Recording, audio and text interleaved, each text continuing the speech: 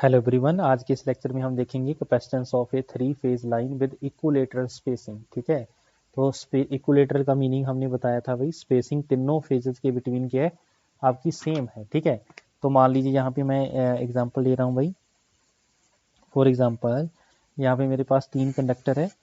ठीक है, मान लीजिए तीन कंडक्टर हैं और सभी की स्पेसिंग जो वो सेम रखनी है अपने, मीन्स सेम का मीनिंग कितना रहे, डी रख लेते हैं। ठीक है, जैसे हमने इंडक्टेंस के केस में देखा था। ठीक है, ये भी डी है, ये भी डी है और ये भी आपके पास सपोज डी है। ये मान लीजिए ए है, ये बी है, ये सी है। इसके ऊपर चार्ज डेंसिटी प्लस क्यू है। ठीक है, क्यू ए मान लो, इस पे क्यू बी है, इस पे क्यू सी है। वो इस टाइप से है कि Q A plus Q B plus Q of C, ये क्या आ जाए आपके भाई, जीरो आ जाए। ठीक है, ये चीज़ आपको गिवन होगी। ठीक है, और मान लीजिए सभी कंडक्टर का जो रेडियस है Raje, radius of all R are.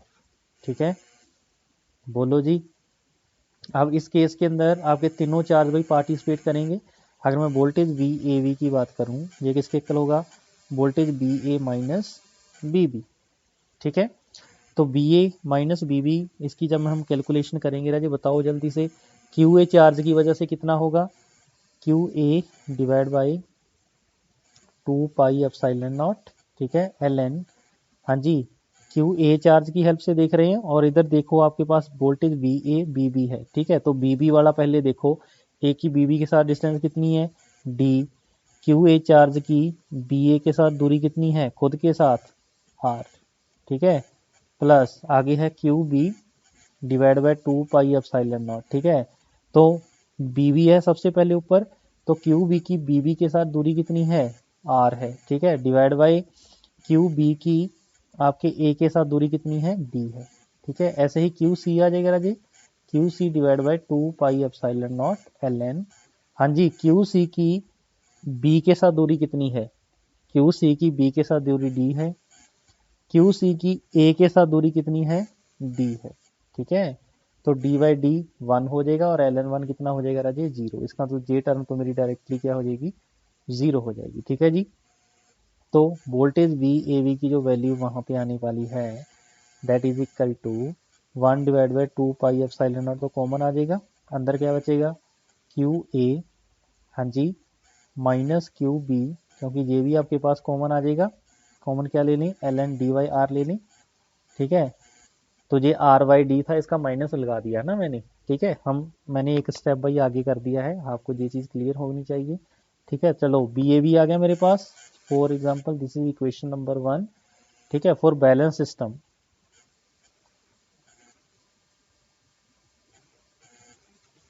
अगर मैं बैलेंस सिस्टम की बात करूं, वी ए एन, ठीक है, मान लीजिए वी एंगल ऑफ 0 डिग्री है। ठीक है, ऐसे ही वोल्टेज जो मेरी बी फेज की होगी, that is voltage V angle of 120 degree. C phase की जो वोल्टेज होगी वी एंगल ऑफ 120 डिग्री। ठीक है, अगर मैं वोल्टेज वी ए वी की बात करूं, ये क्या होगा, बी ए माइनस बी बी। ठीक है, प्लस बी एन और माइनस बी एन और लगा लो भाई।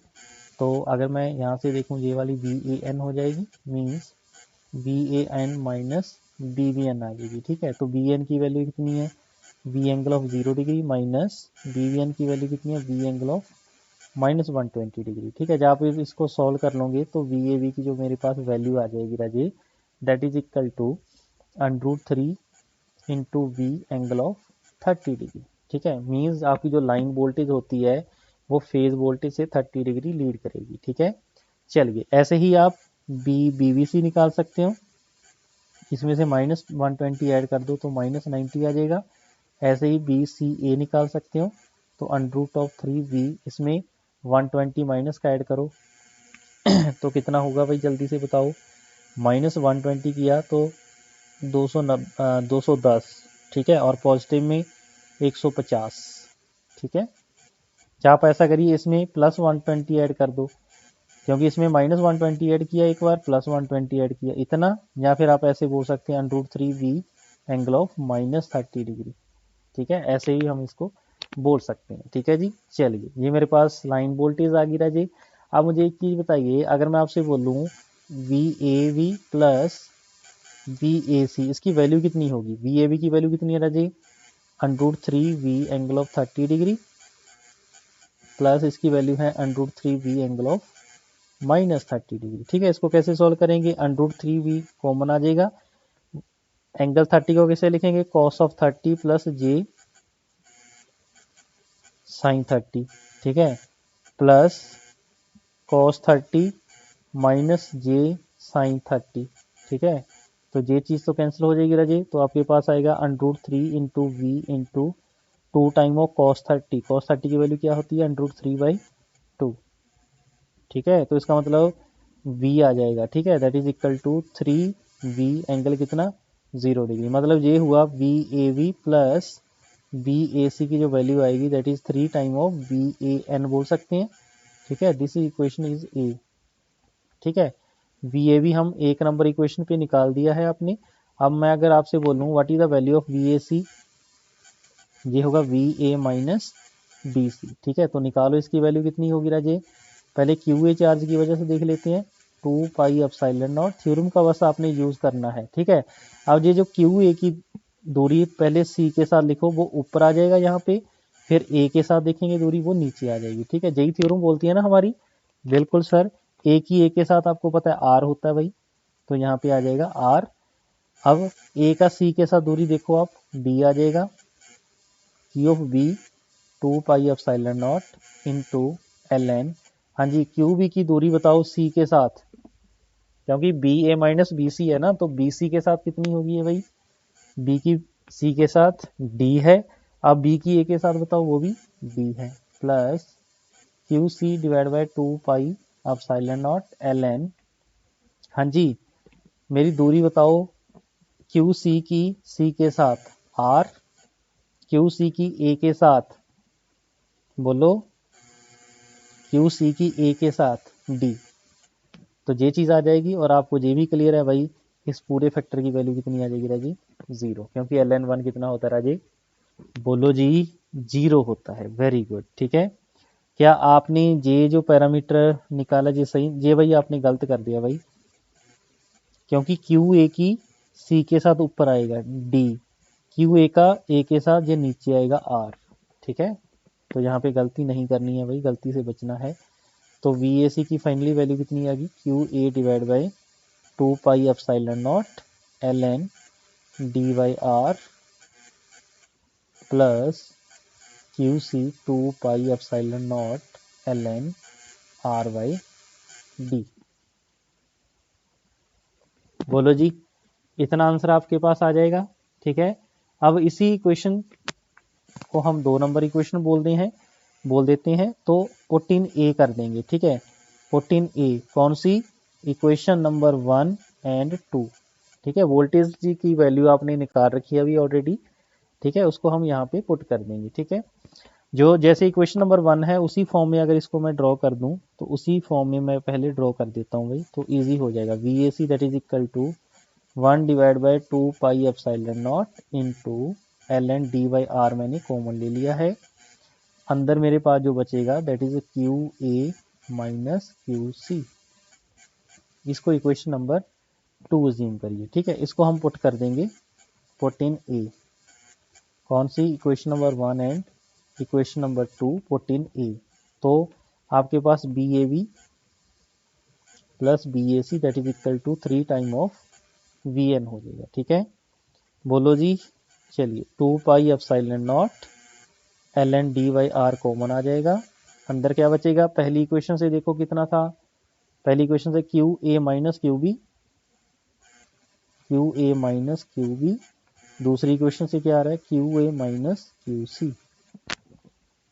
ठीक है, विच इज इक्वल टू 3VAN। ठीक है, तो ये देखिए कितना बचेगा, 1 divide by 2 pi epsilon not ln D by R।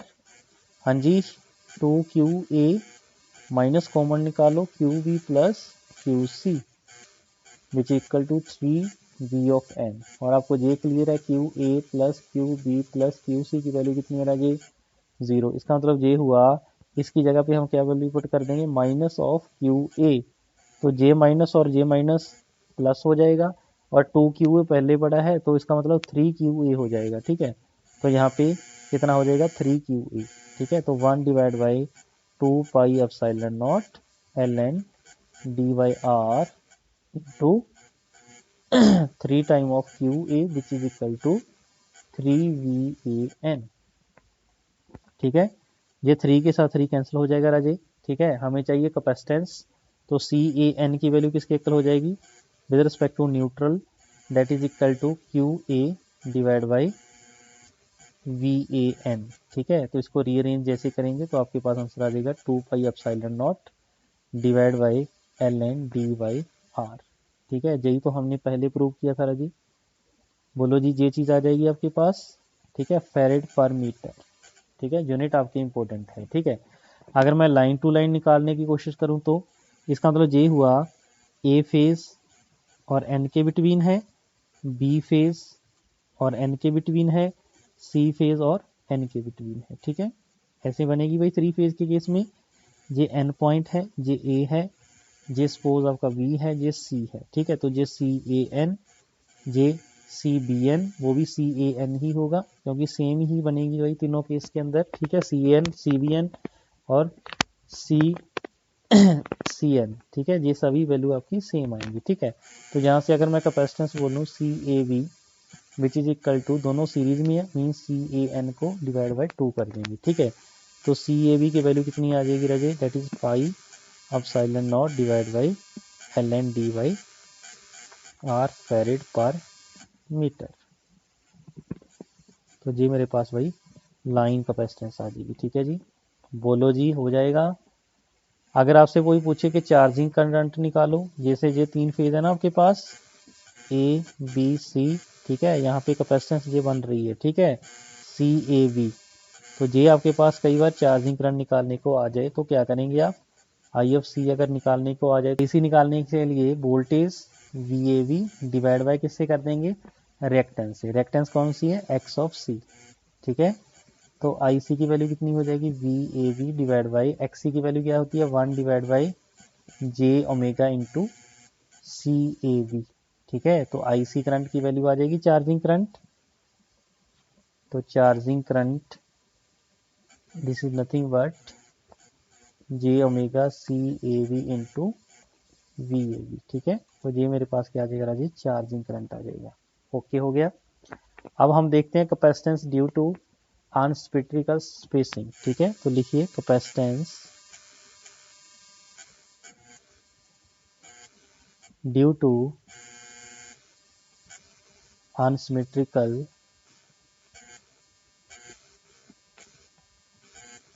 Spacing. तो अनसिमेट्रिकल स्पेसिंग का मतलब क्या है, बोलो जी। ये मान लीजिए मेरे पास 3 कंडक्टर है, तो आपकी जो डिस्टेंस है वो सेम नहीं है। ठीक है, ऐसे मान लीजिए जहाँ पे चार्ज QA है, ठीक है, यहाँ पे चार्ज मान लीजिए QB है और यहाँ पे है Q ऑफ C।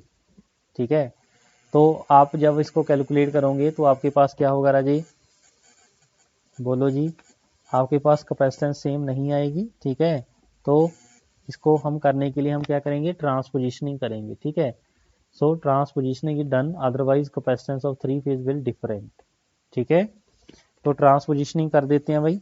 तो ट्रांसपोजिशनिंग में क्या होगा, मैं कैलकुलेट नहीं करवा रहा क्योंकि इंडक्टेंस का केस आपने ऑलरेडी देख चुका है। ठीक है, तो मान लीजिए फर्स्ट था, यहाँ पे A था, यहाँ पे B था, यहाँ पे C था। एक पार्टिकुलर डिस्टेंस के बाद आपने क्या किया, जो A फेज था आपका, ठीक है, उसको आप यहाँ पे ले गए, ये A फेज हो गया। ठीक है, ऐसे ही ये आपके पास अगला फेज हो गया भाई, ऐसे ही आपके पास नेक्स्ट फेज हो गया। ठीक है, तो ये कौन सा आ गया A, ये कौन सा है C और ये कौन सा है B। ठीक है, ये फर्स्ट केस में था, अब सेकंड में, अब तीसरी बार और करेंगे भाई। ठीक है, तो अब हम क्या कर रहे हैं, जो आपके पास B है इसको नीचे लेके जा रही हैं। ठीक है, A को आप यहाँ पे लेके जा रही है और जो C है इसको ऊपर लेके जा रही है। ठीक है, तो ये 3 केस भाई मेरे पास बनेंगे। ठीक है, ये C है, ये A है, ये क्या आपके पास B है। बोलो ओके हो जाएगा भाई, बोलो जी, बिल्कुल हो जाएगा सर। ठीक है, चलिए, और तीनों करंट का भी सम आपको पता है आपका 0 होगा, ये चीज़ बताने की ज़रूरत नहीं है, दैट इज इक्वल टू 0। ठीक है, चलिए अब मैं बी ए भी निकालता हूँ फर्स्ट केस के लिए, ठीक है। सबसे पहले तीनों केस बना दें भाई। चलिए मैं तीनों केस पहले बना देता हूँ, फिर हम तीनों केस का कैलकुलेट कर लेंगे, ठीक है, वैल्यूज। ये फर्स्ट केस है, यहाँ पे ए है, यहाँ पे बी, सॉरी बी आपका ऊपर दिखाया था आपने, वी है, ये सी है, ठीक है। ये फर्स्ट केस में है। सेकंड केस में सब सेम रहेगा, डिस्टेंस आपकी सेम रहेगी, बस कंडक्टर की जो पोजीशन है वो चेंज हो जाएगी, ठीक है। तो यहाँ पे डिस्टेंस सबसे पहले अगर मैं देखूँ, जे D12 है, जे D23 है, जे D13 है सपोज, ठीक है। तो चलिए कोई बात नहीं, ये D12, D23, D13 है, ठीक है। और आपको पता है यहाँ पे अगर मैं देखूँ, ए की आपकी सी के साथ आ गया, सी वाली जगह पे आ गया। और ये सेकंड केस में हम बता रहे हैं, जो आपके पास बी था, ये बी किस पॉइंट पे आ रहा है, बी आपका ए पे आ रहा है, ठीक है। तो ए पहले कहाँ था, वहाँ पे बी लिख दो, इसका मतलब यहाँ पे सी आ जाएगा, ठीक है। तीसरा केस भी बना दें भाई।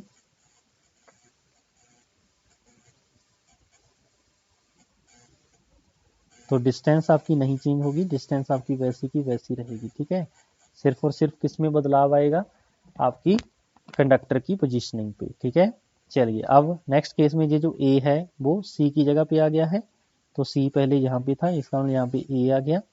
इसके बाद जो बी था वो ए की जगह पे आ गया, ए यहाँ पे है तो यहाँ पे बी आ जाएगा, ठीक है, इसका मतलब यहाँ पे सी है। चलिए तो सबसे पहले फर्स्ट केस में निकाल देते हैं VAV1 फर्स्ट केस में, ठीक है। वो क्या होगा, VA माइनस BB, ठीक है, लिखने के लिए बस। तो क्या होगा राजे, QA divide by 2 pi epsilon not ln, QA की दूरी निकालो QB के साथ, ठीक है।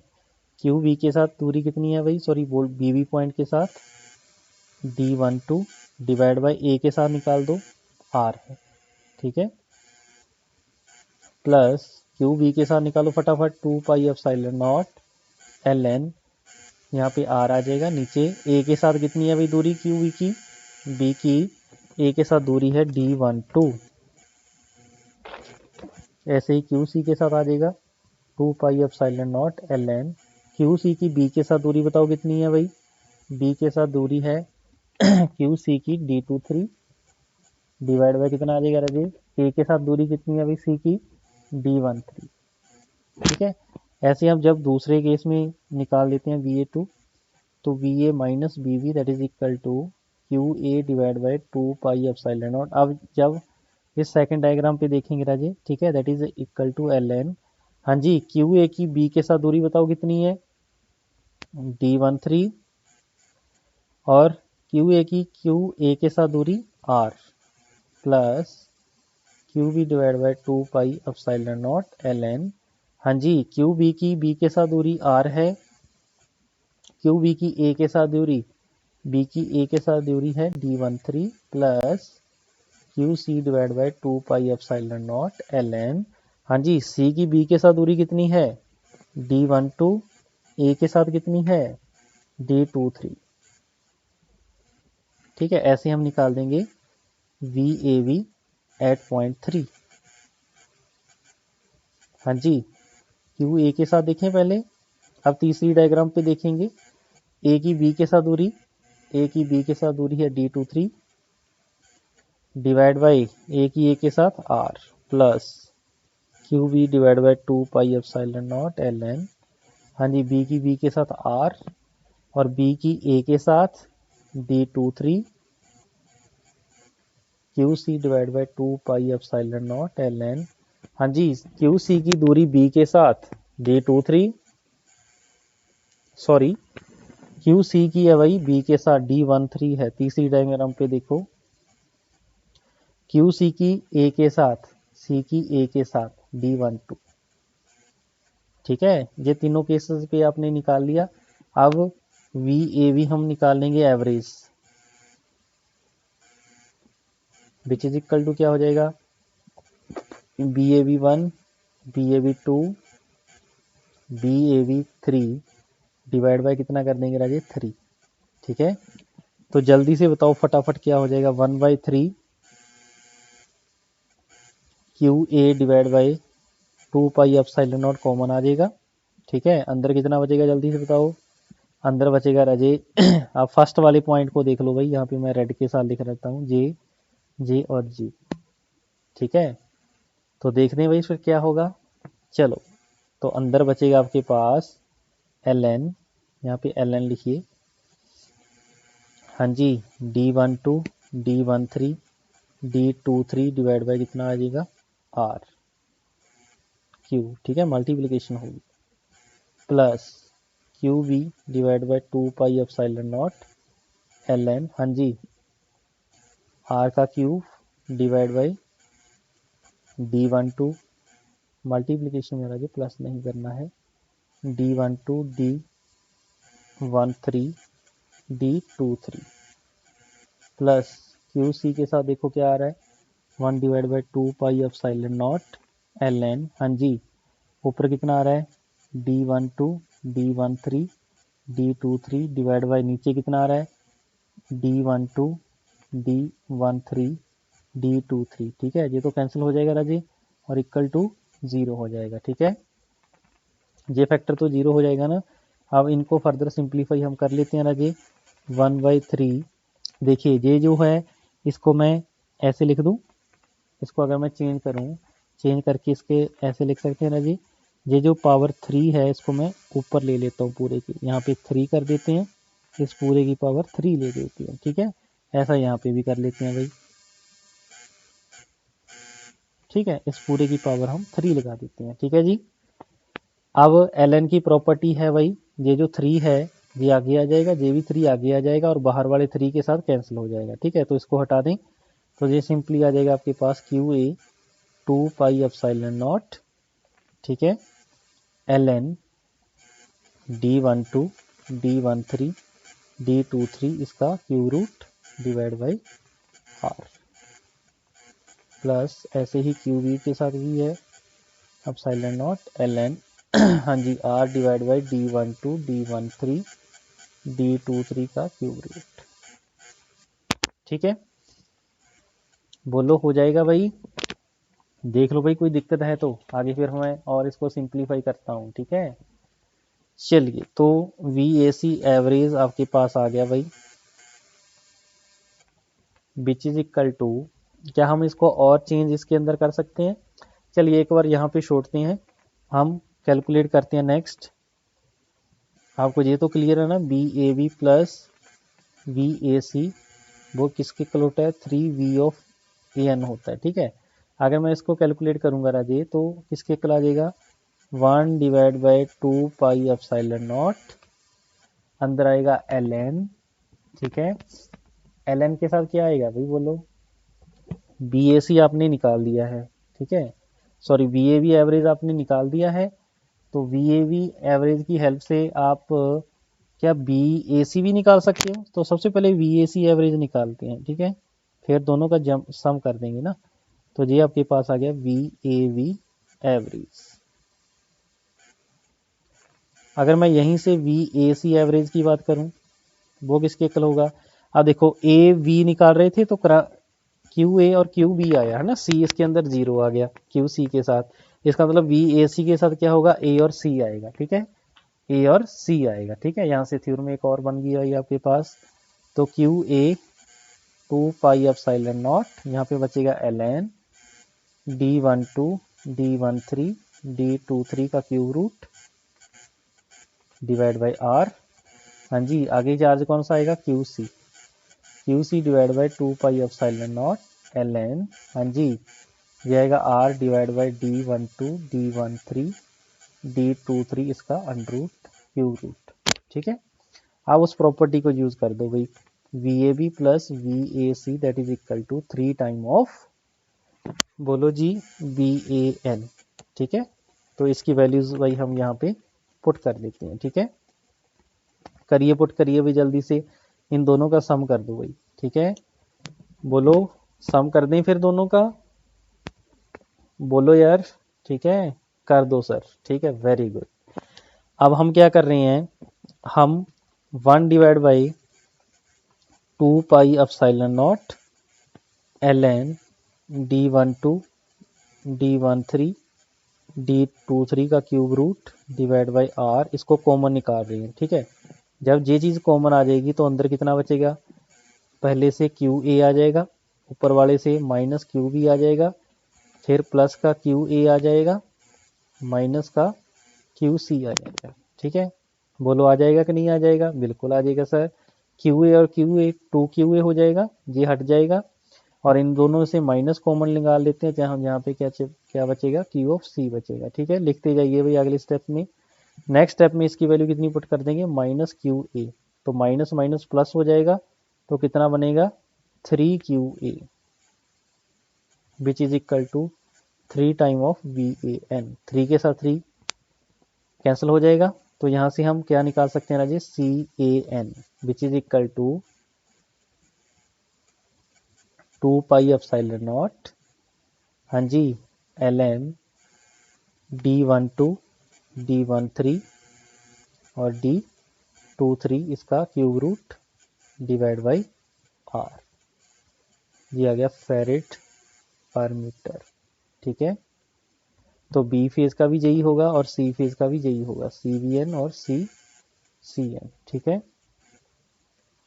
ऐसे ही आप क्या निकाल लोगे राजी, आप अपनी कैपेसिटेंस ए और बी, ठीक है, JVC है, JVC है, ठीक है, इसकी हेल्प से आप निकाल लोगे CAB, ठीक है।